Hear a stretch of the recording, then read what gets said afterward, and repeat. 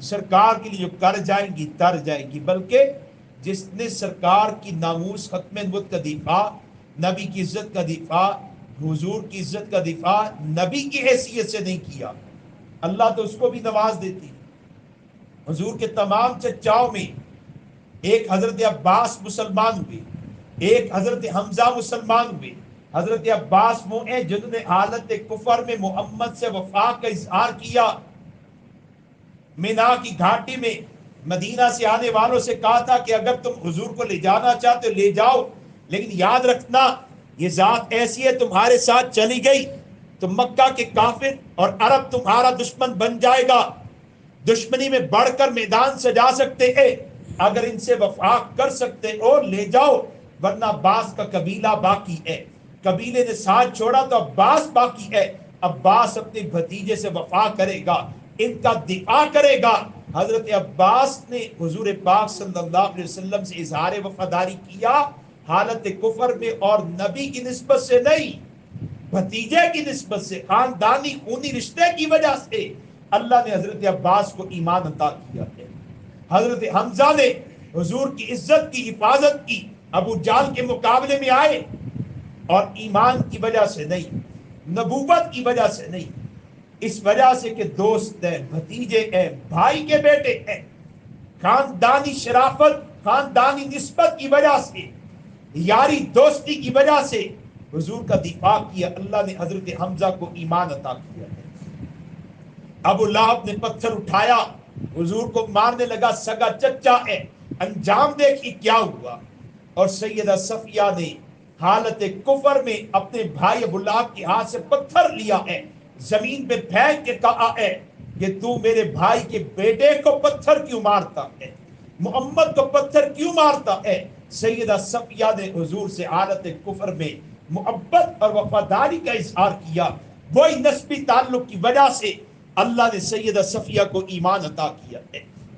سیدہ صفیہ کو اللہ نے ایمان عطا کر دیا۔ حضرت ابو سفیان مسلمان ہوئے، زوجہ بھی مسلمان ہو گئی، بیوی بھی مسلمان ہو گئی، ہندہ بھی مسلمان ہو گئی۔ پھر اللہ نے حضرت ابو سفیان کو مقام کیا عطا کیا کہ فتح مکہ کے موقع پر حضور نے اعلان کیا کہ جو حرم میں آ جائے گا معافی ہے، جو اپنے گھر کو اندر سے بند کر لے معافی ہے، اور فرمایا جو ابو سفیان کے گھر میں پناہ لے لے اس کے لیے بھی معافی ہے۔ جیسے حرم میں آنے والے کے لیے معافی، سرکار فتح مکہ کے موقع پر فرماتے ہیں ابو سفیان کے گھر میں جانے والے کی معافی ہے، وہ بھی حرمت کی جگہ بن گئی، معافی کی جگہ بن چکی ہے، معاف کر دیے جاؤ گے۔ کسی نے کیا خوبصورت بات کہی، حضرت ابو سفیان بدر میں بھی آئے، بچا لیے گئے، اللہ نے بچا لیا، اور سردار مارے گئے، ابو سفیان بچ گئے، عہد میں آئے ابو سفیان بچ گئے، خندق میں آئے ابو سفیان بچ گئے، فتح مکہ کے موقع پر حالت کفر میں لشکر کے پاس آئے، عمر کی تلوار سے بچ گئے، کہا ایمان لاؤ، کہتے میں تو ایمان نہیں لاؤں گا۔ حضور فرماتے ہیں حضرت ابوبکر صدیق کو صدیق نے سمجھاؤ ایمان لے آئے، صدیق سمجھاتے ہیں ایمان لاتے ہیں۔ پھر اللہ کے حبیب نے کہا ابو سفیان کے گھر میں جاؤ، ان کے گھر میں معافی مل جائے گی، ان کے گھر کو یہ اعزاز اکرام کیوں ملا، ابو سفیان کو یہاں تک اللہ نے بچایا کیوں، ایمان تک پہنچایا کیوں؟ اس لیے کہ ابو سفیان اسلام دشمن تھے، شروع سے اسلام دشمن تھے، لیکن وہ ذاتی طور پر حضور سے ہمدردی رکھنے والے تھے۔ مکہ میں جب امام الانبیاء کی نبی علیہ السلام کو ظلم کیا جاتا، آپ کو تنگ کیا جاتا، ابو سفیان اپنا گھر کھول دیتے، حضور کو اپنے گھر میں پناہ دیتے تھے۔ جس گھر میں نبی علیہ السلام کو پناہ ملی ہے، اللہ نے اس گھر کو فتح مکہ کے موقع پر پناہ گاہ بنا دیا ہے۔ اگر ہم مسلمان اپنے گھروں کو حرمت رسول کے لیے پیش کر دے، عزت رسول کے لیے پیش کر دے، اپنے اداروں کو پیش کر دے، تو خدا کی قسم اللہ کے ہاں ہمارے ادارے بھی چمک جائیں گے، قبول ہو جائیں گے، ہمارے گھر بھی چمک جائیں گے، قبول ہو جائیں گے۔ ادارے سے مراد صرف کوئی مدرسہ مسجد نہیں ہوتا، ادارے سے مراد آپ کی دکان بھی ہے، آپ کی فیکٹری بھی ہے، آپ کا سکول بھی ہے۔ ہمارے گھر بھی چمک جائیں. اللہ نے اس گھر کو شرف عطا کیا.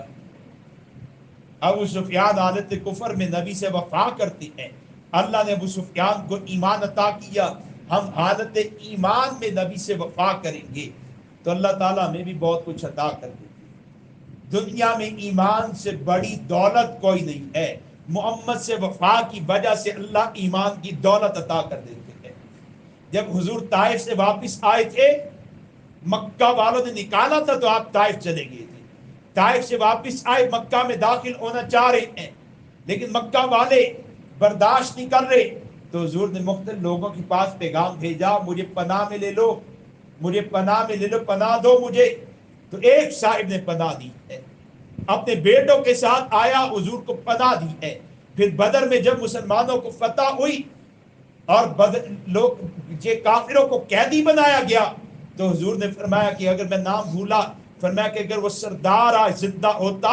ان قیدیوں کے بارے میں مجھ سے کچھ بات کرتا, میں سردار کے کہنے پر ان سارے قیدیوں کو رہا کر دیتا. خدا کی قسم, آپ کا کوئی تعلق والا اتنا مہربان نہیں ہے, اتنا وفا والا نہیں ہے, ایسا بدل دینے والا نہیں ہے جیسا بدل سرکار اپنے غلام کو عطا کرتے ہیں, اپنے عاشق کو عطا کرتے ہیں. کہتے کسی پر احسان کرو تو احسان کا بدلہ دو, حضور سے بڑا بدلہ دینے والا کوئی نہیں ہے. آج ہم نبی کی ناموس, نبی کی عزت, نبی کی ختم نبوت پر پیرا دیں گے, دنیا بھی چمک جائے گی, دنیا میں بھی اللہ کے احسانات, مہربانی, رحمتیں اترے گی, اور انشاءاللہ آخرت میں بھی ہم سرفروغ ہو جائیں گے,